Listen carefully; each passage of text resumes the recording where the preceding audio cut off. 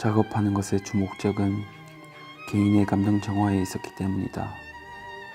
그렇게 절망적으로만 보였던 시간을 지나보내고 어느 정도 심리적 안정감을 찾았을 때쯤부터는 세상의 많은 타인들의 슬픔에 주목하기 시작했다. 아픔의 경험이 있기에 나와 내 가족의 상황과 비슷한 상처의 사람들을 작업 속에 끌어들이기 시작했다. 지금 창원에서 작품 활동을 하고 있고요. 한국 유학을 했었는데 한국에 돌아온 거는 2013년 그리고 한 14년부터 본격적으로 이제 전시 활동을 시작했던 것 같습니다. 이번에 개인전은 저에게서 7번째 개인전이고요. 예, 어떻게 보면은 제 의지와는 상관없이 어떻게 인생이 그렇게 흘러오고 그런 사건들이 생기고 거기에 내가 또 남들이 경험하지 못했던 어떤 깊은 심연의 풍경을 보았고 그렇게 해서 나는 그런 심연의 풍경을 그리게 되고 또 사람들은 어떤 그 심연을 내가 그렸던 어떤 심연의 풍경들을 또 자기화시켜서 거울 삼아서 또 자기 슬픔을 대입시켜서 위로와 위안 같은 것을 또 구하시고 그래서 이게 어느 순간에는 내가 계속해서 천착해야 될 지고 가야 할 숙명이 되어버렸구나라는 생각에 다다르게 돼서 사실 낙타라는 것이 그런 것이잖아요. 이렇게 보기 흉한 것이죠. 보기 흉한 혹 같은 것인데 그것을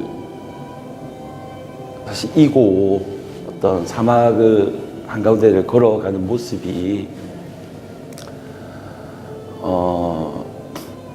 어쩌면 나도 이게 보기 흉하고 힘든 어떤 그런 상처지만은 사람들에게 보여지는 곳에 이렇게 드러내서 가는 모습, 나의 모습과 좀 많이 닮아 있다. 그 생김이 그런 생각이 들어서 어떻게 낙타로 은유되는 형상들을 이렇게 만들어 보았죠. 어찌 보면은 저에게는 사실 어떤 그 슬픔의 범죄 영역에 전환이 되는 전시라고 할 수 있고요. 또 다짐 같은 전시라고 할 수 있습니다. 로스코 전시를 보고 난 이유인데 언제인데요? 그때가 로스코 전시가 언제였죠? 14년도였나?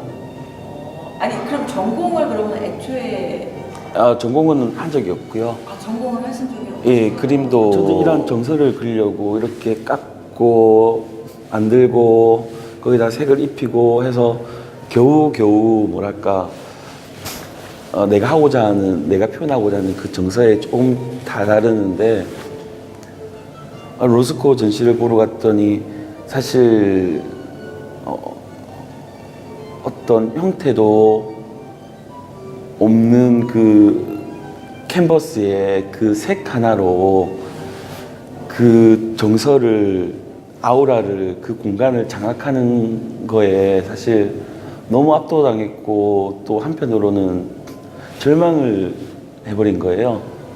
그래서 내가 그림을 그려야겠다. 지금 내가 색을 다루지 않는다고 한다면은 너무 후회할 것 같아가지고 그 보고 난 이후에 바로 이제 입체 작업은 지금은 당장 잠시 멈춰야겠다라고 생각을 했고 한 1년 정도 입체 작품을 아예 손을 놓고 그림만 그리게 되었죠. 그림을 그려야 제가 색을 이해하게 되니까 그런 고민이 들더라고요. 나는 이제 어떤 그런 슬픈 내 마음에서 내 마음이 이렇게 크다고 한다면은 이게 크게 자리하고 있던 그런 어두운 마음, 슬픔들이 이제 조금씩 사그러들고 있는데 나 왜 계속 이렇게 슬픔에 천착해야 되는 걸까? 그런 고민을 크게 했었습니다. 그래서 내가 이거를 이제 그만하고 다른 정서를 가진 지금 내 정서에 맞는 또 그런 그림을 그려야 되나 했을 때 또 그게 아니더라고요. 나는 계속 슬픔에 쫓게 되었고 더군다나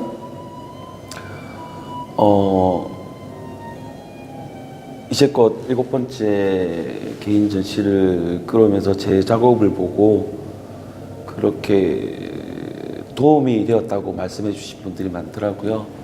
앞으로도 너무 갈 길이 멀고 그렇게 됐을 때 그만큼 했을 때 또 제가 이 정서를 표현한다고 한다면은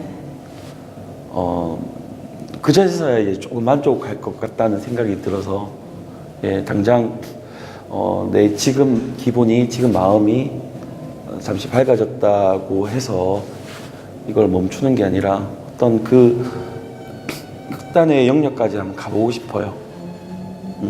제가 일단 공고를 나왔어요. 네, 공고를 나와서 이제 회사 공장이죠. 엘리베이터 부품 만드는 회사를 들어갔었는데 뭐 그곳에서의 생활이 뭐랄까 너무 좀 암울했어요. 이게 아무래도 그 안 좋은 모습들을 너무 많이 보게 되고 아 내가 여기에서만 있게 돼 버리면 내 꿈 뭐 그때는 꿈이 없었지만은 이렇게 그냥 미래 모습이 그려지는 거예요. 그래서 공부를 해야겠다는 결심을 했고 일단 대학을 가야겠는 거예요. 그래서 공장을 다니면서 공부를 시작했고 또 대학 가려면 전공을 선택해야 되니까 그렇죠. 내가 무엇을 잘할 수 있을까? 일단 선생님이 되고 싶어요. 공무원이 그렇게 안정적인 공무원이 되고 싶었고 그리고 또 선생님이 되고 싶었고 그러면 사범대를 가야 되는데 또 사범대에서 어릴 적 제가 이렇게 막 낙서를 하면서 칭찬받았던 기억들이 있는 거예요. 미술교육과에 가볼까 해서 어떻게 들어가게 됐어요. 들어가게 됐는데 그렇게 이제 미술을 시작하다 보니까 이게 너무 재밌는 거에 빠져버린 거죠. 그래서 거기는 한 학기만 하고 바로 이제 자퇴를 하고 미술 공부를 본격적으로 시작해보자. 근데 한국에서 입시를 하기가 너무 싫은 거예요. 다시 어떤 그 과정을 반복하는 게. 그래서 마침 그때가 2005년도에 6년도인가 그랬었는데 그때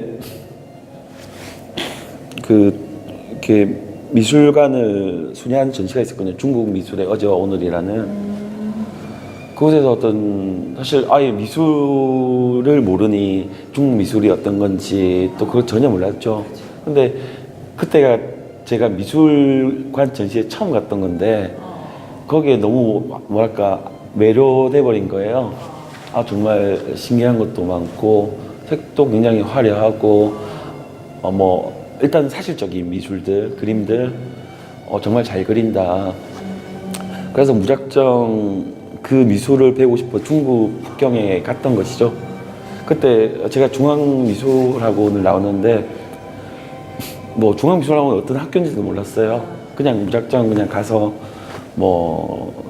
랭귀스쿨에서 먼저 이제 언어를 하고 차츰차츰 무슨 학교가 있는지 보고 거기서 현지에서 준비해서 이제 거기서 공부를 어떻게 시작을 했던 것이죠. 감사하게도 지금은 올해 제가 전업 작가로 이제 연양을 했고요. 작업 어찌 보면 너무 감사하게도 작업만으로 어떤 생계는 유지할 수 있는 단계에 좀 이르렀는데 사실 그 전에 저도 마찬가지로 일과 병행을 했었지요. 네. 병행을 했었고 근데 빨리 그것을 벗어나고 싶었어요. 예, 빨리 벗어나고 싶었어요. 네. 얼마만큼 작업을 해야 사실 제가 바라는 어떤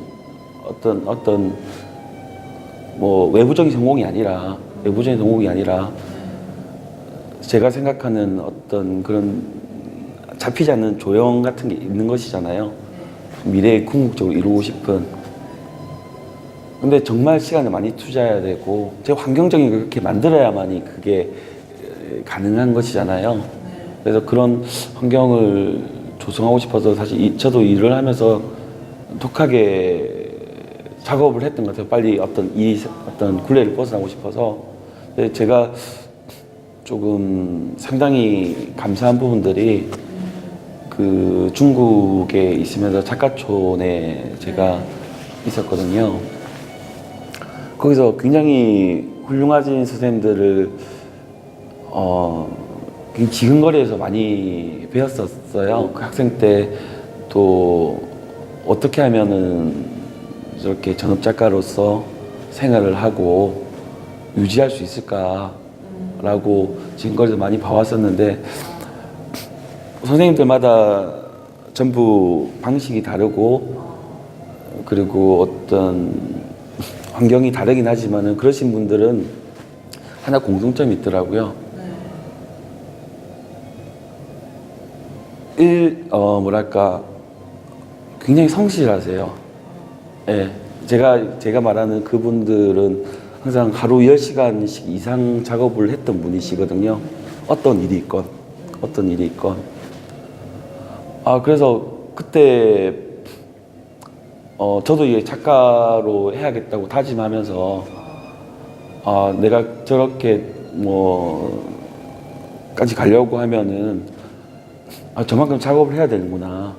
그래서 사실 일을 하면서도 하루 10시간씩의 일은 사실 철칙처럼 지켰거든요.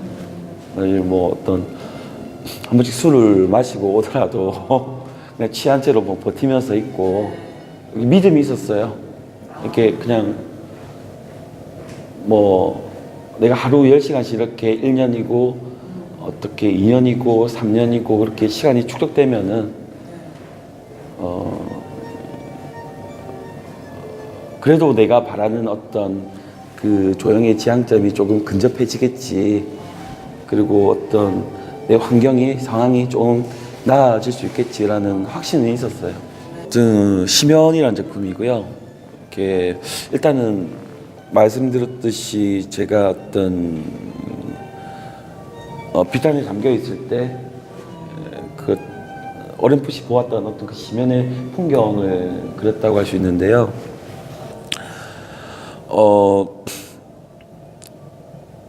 그 이후에 항상 어떤 가족을 그렇게 보내고 난 이후에 항상 죽음과 삶, 그것과 항상 집결되는 작품을 할 수밖에 없게 되더라고요. 이번 작품 같은 경우는 이전에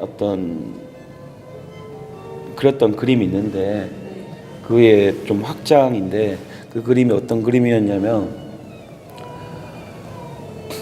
저희 동네에 뒷산이 있거든요. 제가 이 슬픔을 쫓으니까 그런 슬픔을 사실 미디어를 통해 제가 접하는 어떤 먼 나라의 팔레스타인이나 그런 이야기도 풀이를 하고 이라크나 하게 되는데 내 주위에 있는 슬픔은 무엇일까? 슬픈 어떤 그런 일들은 무엇일까라고 이제 사실 봐보았죠. 근데 바로 우리 뒷산에 사실 그 한국 전쟁 그 당시에 민간인 학살의 현장이 있더라고요. 사실 창원에는 그런 걸 잘 모르시는 분들이 많아요. 그렇죠. 예, 제주나 항주나 그쪽으로는 또 아시지만은 저희 뒷산에 마금항원이라고 있는데 거기에서는 한 60분이 그렇게 죽임을 당했고 또 저희 앞바다에 괭이바다라고 있는데 마산 거기에는 거의 한 1,600명 가까이 이렇게 바다에서 총살당하고 수장이 된 것이죠. 예. 그래서 어떤 그런 분들을 위로하는 작품을 만들어 보자라고 해서 사실 어찌 보면 무덤도 없이 그냥 이렇게 져간 그 사람들의 어떤 모습이고요. 여기 위에는 어떤 남겨진 유가족들의 네. 슬픔, 예, 그것을 이렇게 만든 작품이죠. 일단은 좀 쉬고 싶어요. 그죠? 예, 사실 목장 일이란 것이 목장 일을 하세요? 예, 목장 일을 했었죠. 그래서 지금 정리 중에 있는데 이렇게 젖소 목장을 했었거든요. 이게 전혀 안 하시는 것처럼 말씀하시다가 지금 갑자기 또 목장 아, 일을 예. 하셨단 말이에요. 예, 목장 일을 전업 했었어요. 작가만 하시는 줄 알았어요. 예, 목장 일을 그러니까 올해부터 전업 작가로 이게 전향한 것이죠. 올해부터? 예, 올해부터. 그 이전엔 목장 일을 하셨어요. 예, 소를 키웠죠. 예. 그 소 키운다는 게 사실 어떤 발에 수갑을 차고 있는 것 같은 느낌이에요. 뭘 못해요. 아침 또 저녁으로 차구리를 해야 되고 밥을 줘야 되고 또 그뿐만 아니라 어떤 얘네들 번식 관리 뭐 그부터 해서 이게 하나의 살아있는 생물이고 말을 못하는 짐승이니까 제가 하나하나 살피지 않으면 문제가 생기고 신경을 굉장히 많이 썼었거든요. 얼마나 키우셨나요?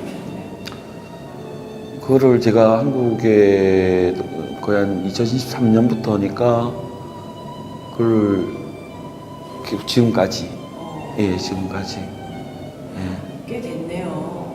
예 6년? 그렇습니다. 예. 그래서 그걸 하면서 또 작업을 했다 보니까 쉬지를 못했어요. 또 되돌아보고 한 시간을 좀 가지고 싶다라고 해서 제가 한 6월 달쯤에 한 2주 정도 휴가를 계획하고 있거든요. 아우 좋으시겠네요.